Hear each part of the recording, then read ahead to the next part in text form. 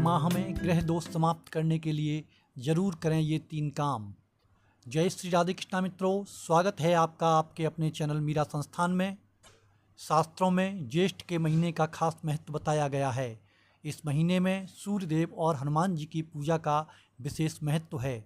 लेकिन अगर आप ज़्यादा पूजा पाठ नहीं कर पाते हैं तो आप इस माह में कम से कम ये 3 काम अवश्य कर लें। इससे आपके जीवन में काफ़ी परिवर्तन आएगा। 24 मई से ज्येष्ठ के महीने की शुरुआत हो चुकी है। हिंदू कैलेंडर के अनुसार ये साल का तीसरा माह माना जाता है। इस माह का अपना धार्मिक महत्व भी काफ़ी ज़्यादा है। ये महीना मुख्य रूप से सूर्यदेव और हनुमान जी की आराधना के लिए खास माना जाता है। इसी महीने में बड़े मंगल भी पड़ते हैं। ये भी मान्यता है कि ज्येष्ठ के ही महीने में पवन पुत्र हनुमान जी और मर्यादा पुरुषोत्तम प्रभु श्री राम का मिलन हुआ था। इस महीने में सूरज की गर्मी अपने चरम पर होती है। सूर्य की ज्येष्ठता को देखते हुए इस माह को ज्येष्ठ माह कहा जाता है। सूरज की तेज तपिश के कारण इस महीने में पानी का काफ़ी महत्व बढ़ जाता है और जलदान का अपना विशेष महत्व होता है। इस महीने में दान पुण्य करने से माता लक्ष्मी और भगवान विष्णु की कृपा प्राप्त होती है। दोस्तों, इस महीने में ग्रह दोष समाप्त करने के लिए बहुत ही उत्तम समय माना जाता है। अगर आपके घर में किसी भी तरह की कोई समस्या है, कोई भी ग्रह दोष है, तो इस महीने में हमारे द्वारा बताए गए 3 कामों को अवश्य कर लें। ऐसा करने से आपको आपके ग्रह दोषों से मुक्ति मिलेगी। और उससे पहले अगर आप चाहते हैं कि माता लक्ष्मी का आशीर्वाद आप पर सदैव बना रहे तो उस वीडियो को लाइक कर दें और कमेंट बॉक्स में जय माता लक्ष्मी लिखना ना भूलें। दोस्तों, अगर आप हमारे चैनल पर पहली बार आए हैं और आपने अभी तक हमारे चैनल को सब्सक्राइब नहीं किया है तो दैनिक पंचांग सुनने के लिए, त्योहारों से संबंधित नई नई जानकारियां प्राप्त करने के लिए, वास्तु से संबंधित वीडियोस देखने के लिए, ज्योतिष से संबंधित वीडियोस देखने के लिए आप हमारे चैनल को सब्सक्राइब कर लें, वीडियो को लाइक कर दें, जिससे कि हमारे आने वाले सभी वीडियोज़ की नोटिफिकेशन आपको मिलती रहे। साथ ही अगर आपके कोई ज्योतिष और वास्तु से संबंधित प्रश्न हैं तो हमसे आप कमेंट बॉक्स के माध्यम से पूछ सकते हैं, जिनका कि आपको उचित उत्तर दिया जाएगा। आपसे किसी भी तरीके का कोई शुल्क नहीं लिया जाएगा। बात करते हैं उपाय की, तो नंबर 1, पशु पक्षियों के लिए जल की व्यवस्था अवश्य करें। ज्येष्ठ के महीने में गर्मी अपने चरम पर होती है। ऐसे में पानी के संरक्षण के साथ पानी के दान का भी महत्व काफ़ी बढ़ जाता है। पशु पक्षी प्यास से व्याकुल होते हैं लेकिन अपनी व्यथा नहीं कह पाते। ऐसे में अगर आप इनके लिए पानी की उचित पर्याप्त व्यवस्था करते हैं तो यह बेहद ही पुण्यदायी काम माना जाता है। आप अपने घर के बाहर या छत पर इनके लिए पानी के पात्रों का इंतजाम करें, इनके पीने के लिए पानी की उचित व्यवस्था करें। इससे ग्रह दोष समाप्त होता है।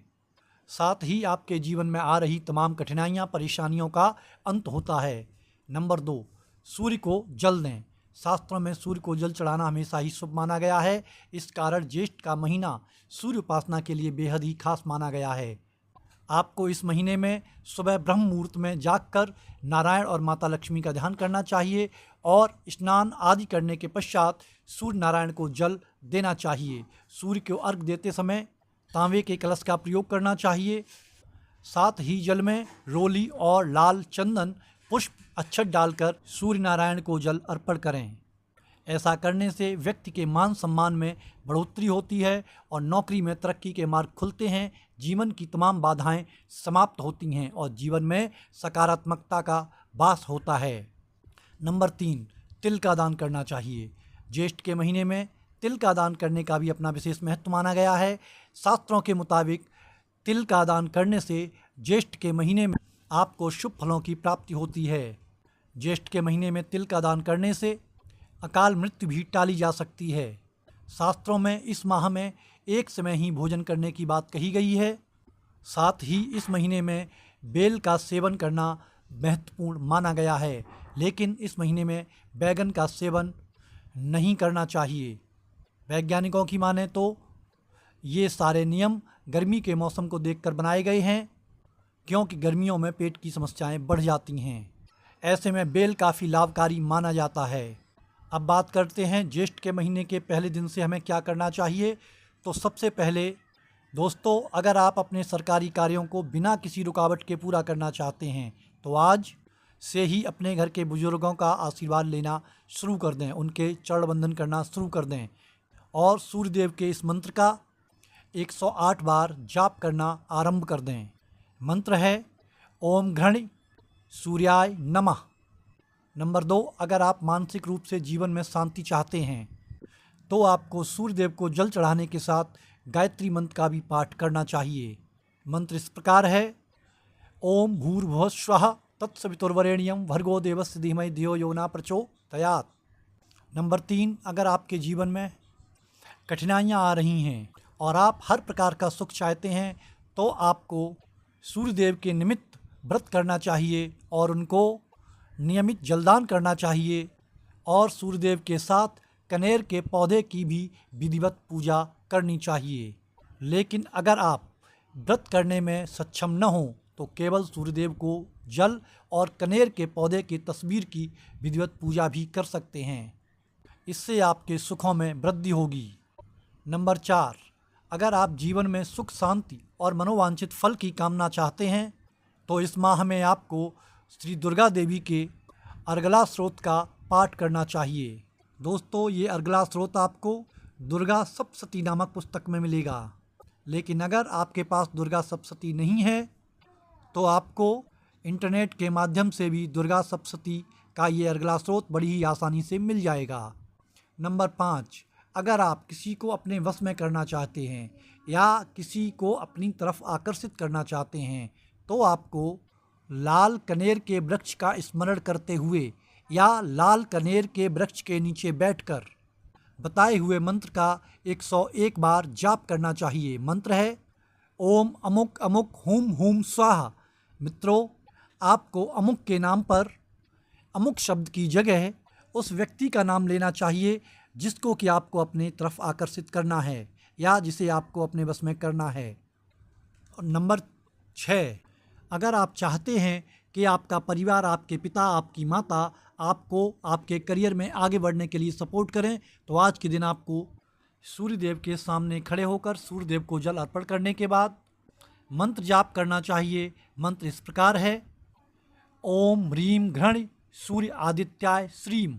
इस मंत्र को आपको कम से कम 108 बार जपना चाहिए और इस मंत्र को आपको ज्येष्ठ महीने में लगातार बिना किसी क्रम को तोड़े निर्धारित समय पर माह के अंत तक जपना चाहिए। नंबर 7, अगर आप अपने घर परिवार में खुशियों की बौछार चाहते हैं तो आपको इस माह में स्नान आदि के बाद 1 लोटा जल में लाल कनेर का फूल डालकर सूर्यदेव को चढ़ाना चाहिए और उन्हें प्रणाम करना चाहिए। अगर लाल कनेर का फूल मिलना संभव न हो तो चावल के कुछ दाने भी आप इसमें डाल सकते हैं। नंबर 8, अगर आप व्यापारी वर्ग से आते हैं और अपनी क्षमताओं का समुचित उपयोग करना चाहते हैं तो आपको भगवान सूर्य को मीठी रोटी या पूड़ी का भोग लगाना चाहिए और कुछ समय बाद प्रसाद के रूप में इसे आपको स्वयं ग्रहण करना चाहिए।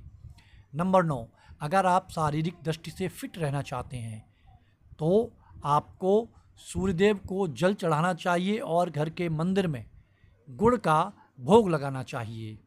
नंबर 10, अगर आप अपनी ऊर्जा को बरकरार रखना चाहते हैं तो आपको सूर्यदेव को प्रणाम करते हुए इस विशेष मंत्र का 108 बार जाप करना चाहिए। मंत्र इस प्रकार है ओम राम ह्रीम रोम सः सूर्याय नमः।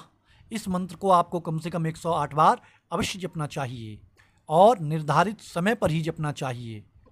नंबर 11, अगर आप अपने दाम्पत्य जीवन को सुखमय बनाना चाहते हैं तो आपको कनेर के पेड़ या पौधे की तस्वीर पर लाल रंग का नया कपड़ा मौली की सहायता से बांधना चाहिए, चढ़ा देना चाहिए।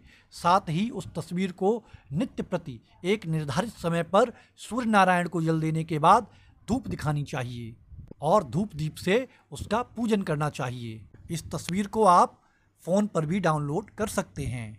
नंबर 12, अगर आप अपने जीवन में आपको एक बेहतर पोजीशन पर स्टैंड कराना चाहते हैं तो आपको देवी लक्ष्मी को केसर का तिलक लगाना चाहिए और वही तिलक आपको धारण करना चाहिए।